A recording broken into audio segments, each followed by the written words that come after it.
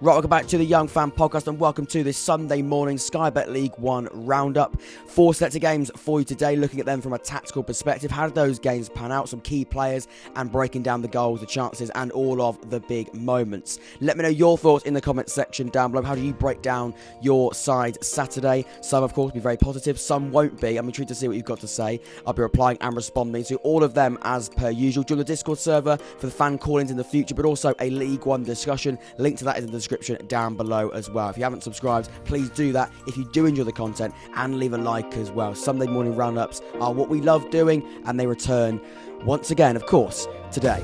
So, Forest Green Rovers versus Bolton Wanderers is where we start. It finishes 1-0 to the home side. A great result for Forest Green. Bolton, not a good afternoon at the office once again. They lost on Tuesday to Cheltenham. They lose 1-0 again to Forest Green yesterday on Saturday afternoon. You can see, although they did lose and they have lost their last two, they're still in that top six. 20 points in total. Of course, Peterborough on 19. Exeter on 18, along with Shrewsbury as well. Other results sort of going their way, if you like. Teams dropping points does allow them to stay in those playoff places, but it's tight, it's close, and it is now 4 defeats for them in Sky Bet League 1. As for Forest Green Rovers, of course, it hasn't been brilliant form for them coming into this one, but that is a huge win. Still in that bottom 4, 21st in the league, but only goal difference means they do stay in there. Oxford and Forest Green on 11 points, so it is keeping them in there. That minus 13 goal difference, unfortunately for them, but nonetheless, it's a brilliant result and could prove pivotal when they are still probably, let's be completely honest, sort of climbing and trying to climb their way out of that relegation battle or zone to start off with. I watched the goals back. I looked at the different moments, the key moments across the match. We've spoken about it too much, I think, when it comes to Bolton Wanderers this season. The lack of composure and the clinical edge really letting them down. They've got Dion Charles as a brilliant number 9. They've got Bedvarson, they've got Kunchungu, they've got Dapo Falayan. They have got options as that sort of secondary striker in that 3-4-1-2. Ian Evatt loves that formation. It's what's worked well for Bolton, really, since he's been in charge. However, it does mean as though they have to have 2 strikers. And Dion Charles, I mean, he'll be kicking himself. He did have some big chances, some huge chances. You expect a striker of his standard to be tucking away, and he'll be kicking himself. In fact, if we click on his name here, we can probably see the amount of shots he had. 2 shots on target, 2 shots off target, so 4 in total, and only 1 big chance, actually, it says here, that he missed. But I'd probably, a striker of his standard, like I previously mentioned, they'd probably see it as 2 or 3 chances, or big chances, that normally he would tuck away. It wasn't a great afternoon for him. His conversion rate was pretty appalling, and he'll be looking back now thinking, if only I tucked one of them away. As for Forest Green Rovers, it was a game where they had to hold on. They didn't have many chances. However, a brilliant move for the goal. Carl McAllister, number 17, cutting inside. It's a really, really good, it's great dribbling ability from him to sort of get into that midfield, drive through that midfield, spread it out wide. A really, really good cross. Question marks really on the defending for Bolton Wanderers. Could they be a bit more decisive when trying to clear the ball? They weren't able to. It's actually a really clever finish from Connor Wycombe, the ex-MK Dons man. He finishes the chance, and you could be quite harsh towards Bolton in saying that they could command the area a little bit better, but McAllister, an amazing run into that midfield, sort of driving run. Bolton not able to intercept, not able to tackle or get a foot in ultimately, and it's a good ball in. And Connor Wycombe, we know the striking ability that he's got. He does do well with the finish. But Bolton not finishing their dinner. Second half, such a dominant performance. You can see by looking at the stats here as well. They did dominate possession, 67% in total, 10 shots across the 90. To be honest with you, they should be doing better. They were dominant, but they weren't clinical, and they weren't really firing loads of shots towards goal. Unfortunately, the ones they were shooting towards goal weren't really testing the goalkeeper and weren't really worrying Forest Green at all. 2 on target from their 10 shots. More shots on target for Forest Green Rovers with 4 less shots. Into the big chances, it is only 1 to Bolton and none to Forest Green, but ultimately, I don't really read too much into that because I think a standard goal, there's some standard chances there for Dion Charles. And not a good afternoon for Bolton. How do they bounce back? It's going to be difficult. That squad, of course, is very, very good. It's got abundance when it comes to quality. But these last 2 results will be concerning, and Inevitt will be breaking it down now, thinking, what can we do to get back to winning ways? 1-0 defeats are really frustrating. They do have chances. They had a lot of chances in the game yesterday, but they weren't clinical. They were really quite panicky in front of goal, and it's no goal scored and it's no points, and that's going to be the real frustration. Like I say, as for Forest Green, a brilliant home win. And, they're going to sort of hope to sort of bounce forward with that result, use that as a bit of a springboard and gain some real momentum and rhythm from that result. For Bolton, get back on track and sort things out quickly, because, 2 bad results, that 6 points dropped, come the end of the season, that could be absolutely pivotal. So let's see what happens with that. But it's a really good win for Forest Green Rovers and a shock defeat for Bolton Wanderers. So Barnsley versus Exeter City is the second game we're going to be chatting about. It finishes 2-0 to the away side. What a result for Exeter. Managerless Exeter City, of course. Matt Taylor left the football club on Tuesday to Rotherham United in the Championship. He made that step up. It did leave Exeter in a pretty sticky situation. They come out of this pretty well. And their week, quite strange week, does end on a high. So I've watched the match highlights back. I've watched the goals back. It couldn't have been an earlier start for Exeter. 1-0 in the first minute. Jay Stansfield tucked a shot away into that bottom left. A really good opportunity for him to take a punt. He does that. The goalkeeper doesn't stand a chance. A bit of head tennis. Nobody sort of takes control other than Sam Nombe and Jay Stansfield, the 2 strikers for Exeter in brilliant form this season. The goalkeeper, like I said, doesn't stand a chance. It's 1-0. It's the perfect start for them. For Barnsley, though, it forces them to react. And they sort of do. They kind of do. I mean, they try and sort of get back into the game as quickly as they can. They gain a little bit of rhythm after going 1-0 down. Then Exeter come back, aren't able to double their lead. Barnsley, Exeter sort of share a couple of moments. Barnsley also have quite a big moment around the 30th minute of the match. Half time, it is 1-0 to the away side. You can see the first half stats here. It is at Barnsley who dominate possession at 52%, but both shots are the same, 5 each for both of the clubs. Actually, more on target for Barnsley, only 1 on target for the away side. That was the goal, of course. Big chance. They've got 1 here for Barnsley in the opening 45. But to be honest with you, it felt quite even. Both sides having moments, both sides having chances and shots, but nothing really other than the goal. Into the second half we go. 48th minute, it's 2-0. It's Jay Stansfield. I've got sort of a few notes on it. Sloppy really from Barnsley in midfield, and it's a tap-in for Jay Stansfield again, but he had to be there to score it. Barnsley should have been better in the midfield. It goes down that right-hand side. It's a cross into the penalty area. And really good movement, actually, from striker Jay Stanfield to get into a position where the defender is in no man's land. The goalkeeper's in no man's land either. And he just scores into an open goal. A really good finish from him, but he couldn't miss. But it's good movement, actually, from the centre-forward. It's 2-0 with 30 minutes to go. And ultimately, Barnsley did knock on the door quite often. It's quite a big patch here. They did come forward. They did look quite threatening in the second half. You could see definitely better when it comes to possession. 70% in total. 10 shots to 4. More on target. More shots off target. But again, overall it is 6 more total shots. More corners, 4-1 from corner kicks. But no real big chances in that second half. 2 actually for Exeter across the second 45. Actually 2 1-it finishes when you look at big chances. I don't really read too much into those big chances. They can be slightly misleading. But for Exeter, I mean, it's a really, really good result. It's an exceptional result. You look at the circumstances behind losing their manager in midweek. How do the players react to that? Well, they react to it fairly well because they win the game. And ultimately, it looked quite comfortable. Look, Barnsley did look okay at times. They did come forward. They did have opportunities and they did have shots. But when Exeter came forward, they had a chance. They took them. And a side like that is going to be threatening. It's going to be very difficult for Barnsley to sort of come back and react to it. For Michael Dove, it's not a good result at all. He's going to be kicking himself and probably, quite frustrated with his players and the performance levels really from them.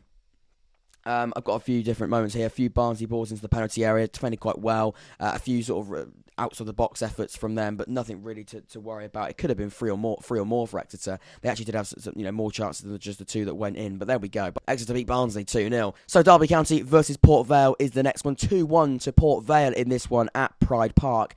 This was a really strange game. Only looking at the match highlights and looking at the key moments. Penalty palaver, the referee centre of attention. This was really quite strange. You can see the goal. The first goal came extremely early, the 5th minute. James Collins makes it 1-0. A brilliant cross, an exceptional, experienced finish from Collins. Absolutely rifles it into the back of the net, assisted by Tom Buck, who's only joined from Preston on a free transfer in the summer. A great start for the home side. You thought at that point Derby they could go on. Paul Warne, second game I believe as manager, might be third. I think it is second.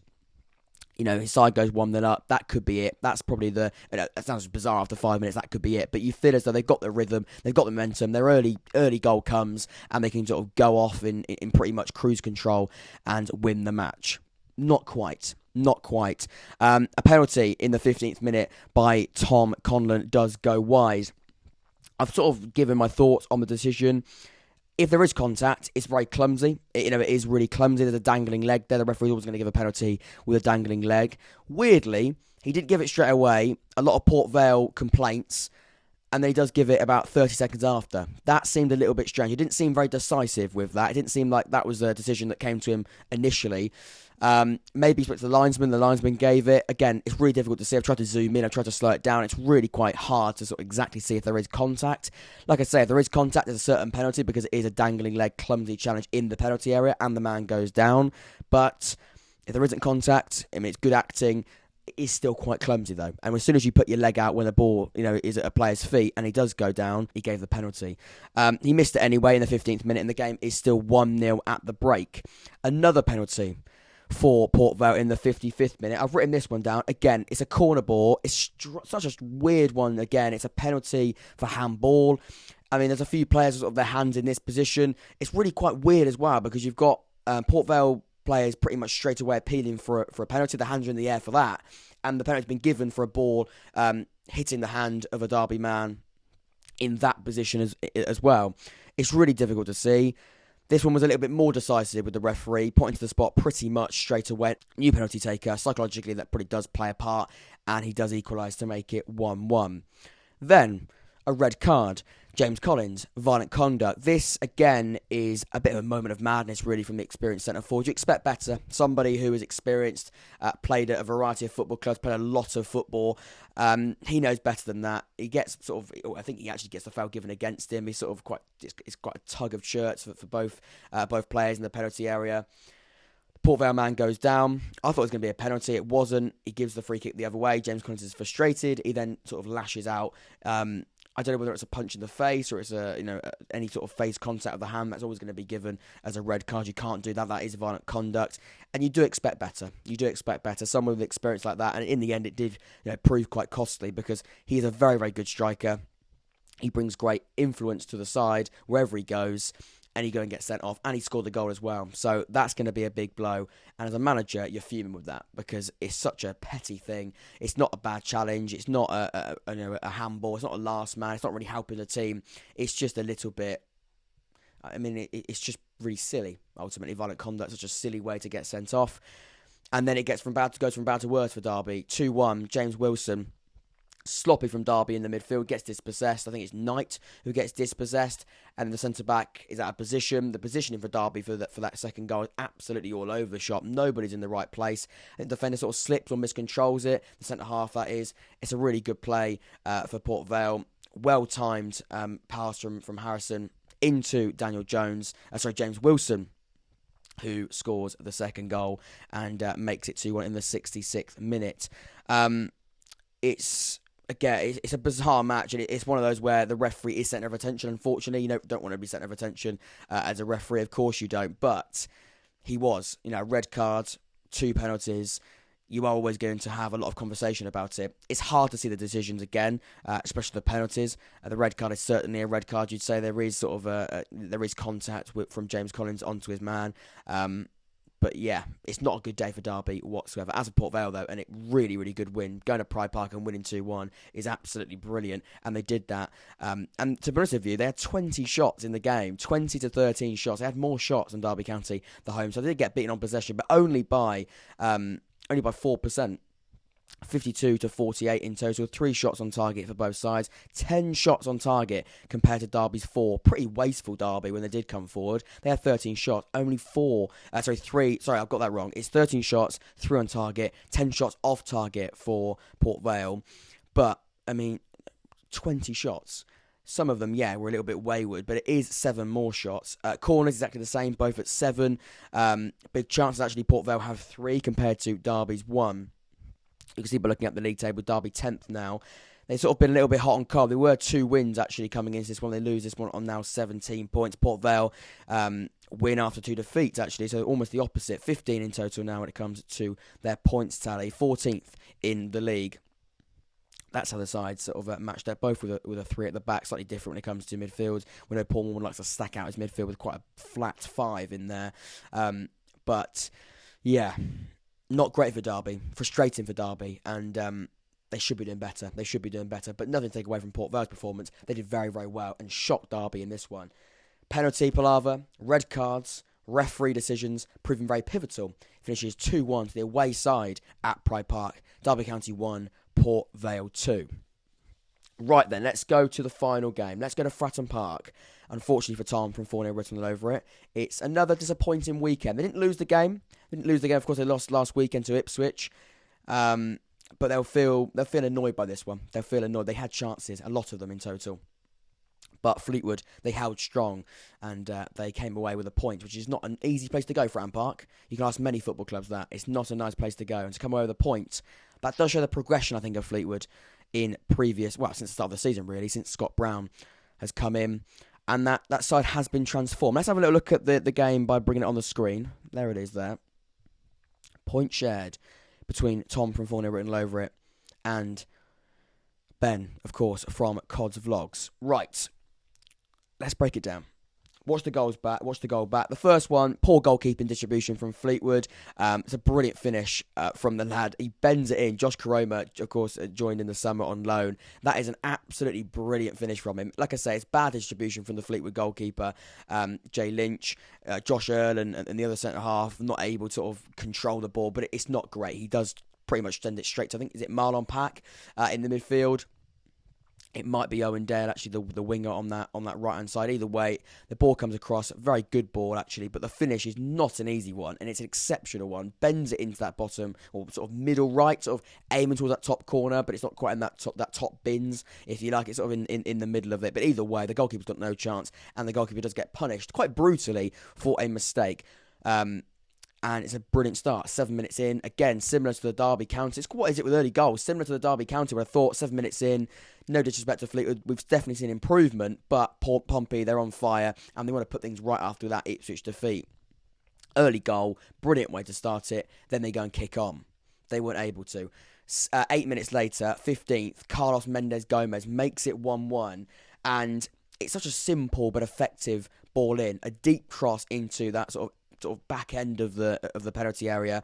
The ball at the centre half, I can't say his name. I really wish I could say his name. Is it Nasala?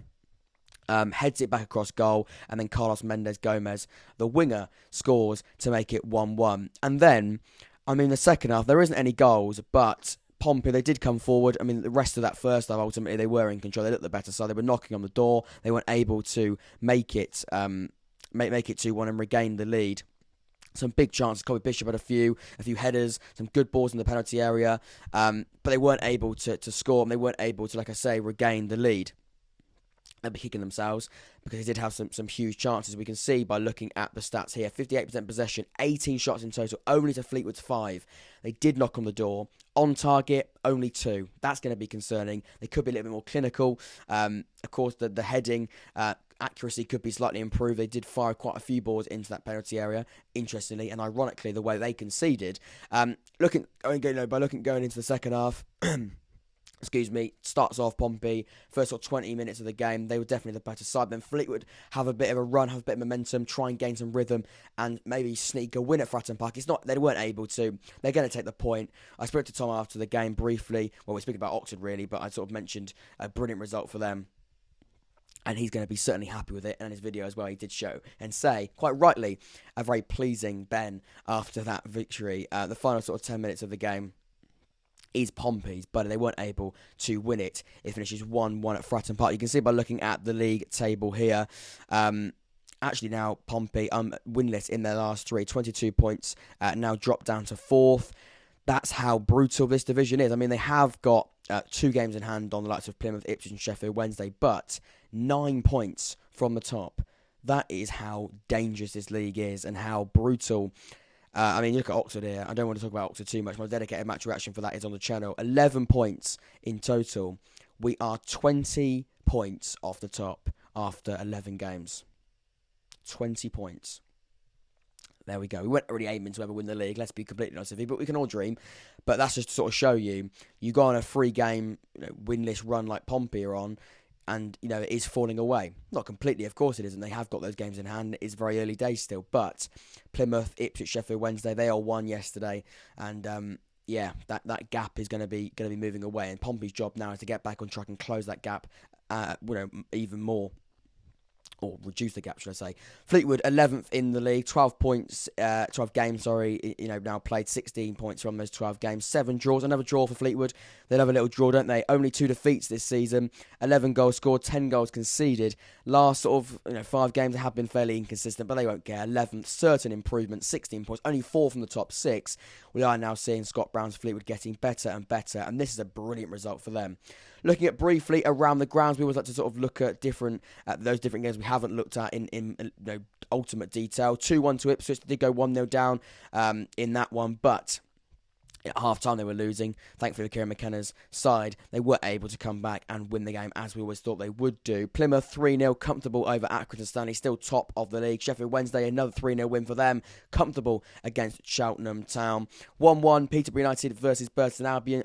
Some 2 points drop really for the home side Peterborough. Burton, a good point on the road. Let's not speak about that one too much. If you want to watch that one or watch my reaction to that one, you can look on the channel now. My match reaction for it is available. 0-0 Lincoln against Charlton, another draw for Charlton. Tyler Rowlinson not happy with that for Lincoln. Charlton, 2 pretty poor sides going head-to-head. It finishes a goalless draw. Shrewsbury win against MK Dons. Things get bad to worse over there for Liam Manning. 2-1, 2-0 down at half-time. They did get 1 back in the second 45, but they weren't able to get anything more than nothing. Shrewsbury earning the 3 points and a red card for MK Dons in that one as well. And finally, Bristol Rovers back to winning ways. Finally, a 2-1 win over Mark Bonner's Cambridge United. Cambridge United now struggling, really. Look at their recent form. Can we have a quick look at it? There we go. Last 5 games, I've seen them lose 4. Not good at all. Now 10th in the league. Bristol Rovers trying to get themselves out of a bit of a mess they got themselves in with those 3 wins on the bounce. 3 defeats on the bounce.